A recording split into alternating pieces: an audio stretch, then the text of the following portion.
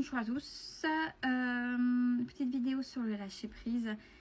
J'ai eu un vocal très intelligent, très structuré sur un questionnement sur le lâcher prise et surtout sur la définition donnée généralement dans la spiritualité au travers des vidéos, de toutes les personnes qui parlent de lâcher prise dans la spiritualité et ce qu'il en renvoie. Alors, de ce que la personne a compris.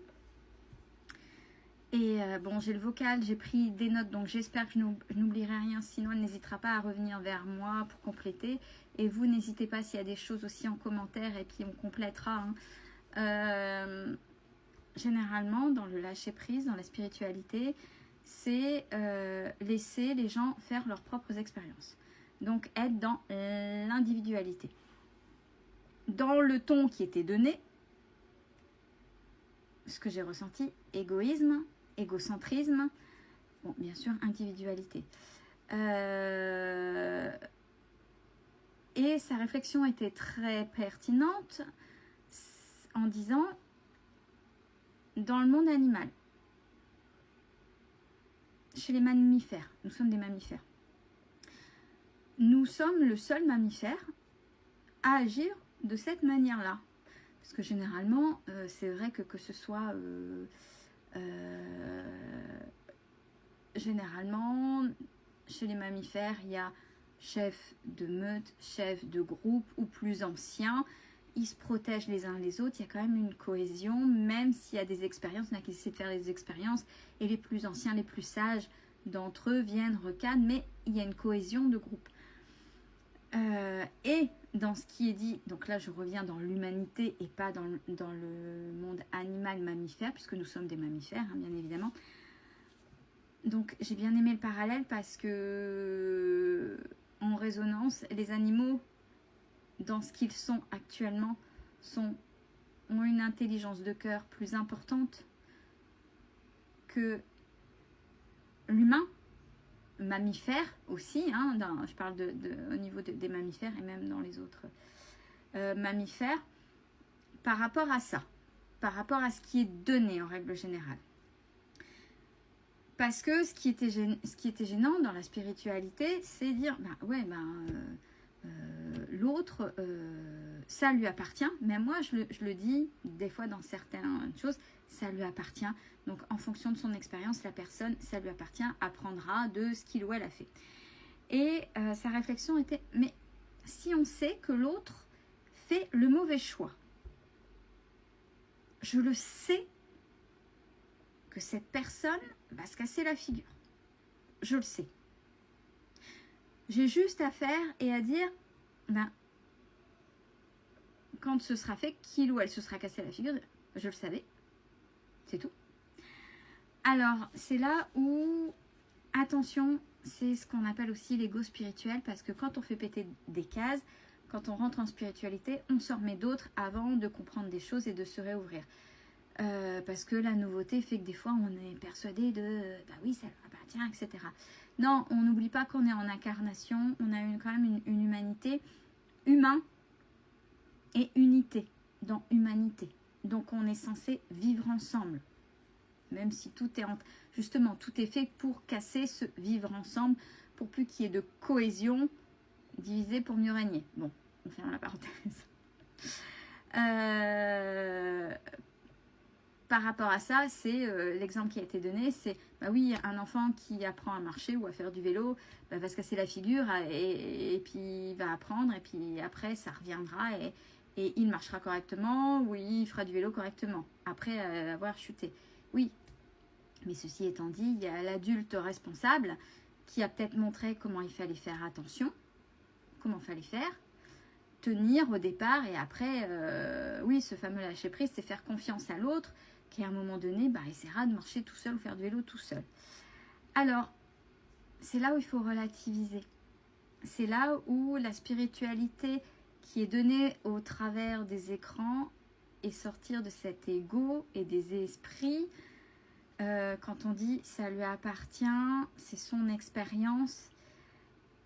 Et vous, impuissant, impuissante, il y a deux poids, deux mesures.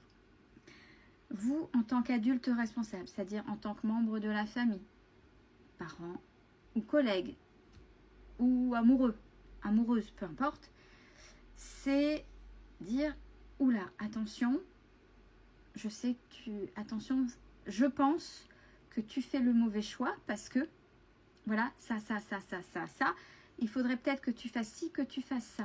Là, vous avez passé un cran au-dessus. Et c'est seulement à partir de là que l'autre fait son choix de faire l'expérience comme il l'entend, soit sans vous écouter, et là, vous le saviez, mais vous l'aviez prévenu. Donc c'est là où vous avez pris votre responsabilité d'adulte, vous l'avez prévenu et cette personne ne vous a pas écouté ou n'a pas pris vos outils et s'est cassé la figure. Mais là, effectivement, ça lui appartient puisque vous n'avez pas apporté l'expérience de l'autre. Mais vous l'avez prévenu, vous avez fait ce qui était en votre pouvoir, sauf porter. Parce que quand vous portez l'expérience à la place de l'autre, l'autre ne comprend pas. Donc profitera de vous, ça c'est différent. Donc là, le lâcher prise arrive à ce moment-là. C'est j'ai pris ma responsabilité d'adulte, je lui dis attention, tu vas te casser la figure parce que si ça, vous avez argumenté. C'est à partir de là où vous avez fait vos choix que vous pouvez que lâcher prise. Parce que c'est l'autre effectivement, dans ses choix de prendre en compte ou pas, se cassera la figure ou pas, à vous avoir écouté. Mais vous aurez été jusqu'au bout du processus. De toute façon, la définition première du lâcher prise, et ça je le dis assez souvent, c'est quand on fait des actions, quand on pose des actions, c'est on ne peut pas contrôler le retour. Et ça revient un petit peu à la même chose. Vous avez posé l'action verbale, ou même peut-être d'action aussi, pas seulement verbale, pour montrer que l'autre allait se casser la figure. Mais vous ne pouvez pas contrôler le retour. Vous ne pouvez pas contrôler le choix de l'autre. Et c'est là où c'est lâcher prise, pour ne pas vous faire mal dans les angoisses. Parce que c'est là où, oui, laisser les autres se casser la figure et puis perdre les gens. Si vous l'avez laissé dès le départ, ça veut dire, ouais, bah, je m'en fous, de toute façon, c'est son expérience, ça lui appartient. Ouais, là, c'est égocentré, c'est très individualisé. On est d'accord. Ça, on est d'accord. Donc, il faut faire la différence, c'est important. Quand on est dans l'exemple où ouais, ça lui appartient et c'est pas mon problème, c'est un problème d'ego et c'est un problème d'égoïsme. Ça, c'est autre chose. Et c'est là où la spiritualité, des fois, en fonction de la manière dont elle est expliquée, il faut vraiment, vraiment faire attention. Si vous avez prévenu la personne, vous pourrez peut-être lui dire, bah ouais, mais je te l'avais dit. Bon, faut pas accabler l'autre, parce que je pense que l'autre, mince, bah ouais, j'ai fait mon expérience, effectivement, je me suis cassé la figure. Par contre, vous dites, bon, ben, je suis là si tu veux. Je ferai pas à ta place, mais je suis là. Tu as fait ton expérience, mais je suis là. Vous voyez, il y a toujours ce vivre ensemble, mais laisser le choix à l'autre. Mais vous avez fait votre truc et vous avez lâché prise. Vous n'avez pas contrôlé la vie de l'autre, les choix de l'autre, etc. C'est ça la différence. J'espère que j'ai été claire. S'il y a d'autres questions ou si la personne qui est venue me voir pense que j'ai zappé quelques infos ou si c'était pas clair, n'hésitez pas et puis on fera un petit complément par rapport au lâcher prise. Belle journée à tous.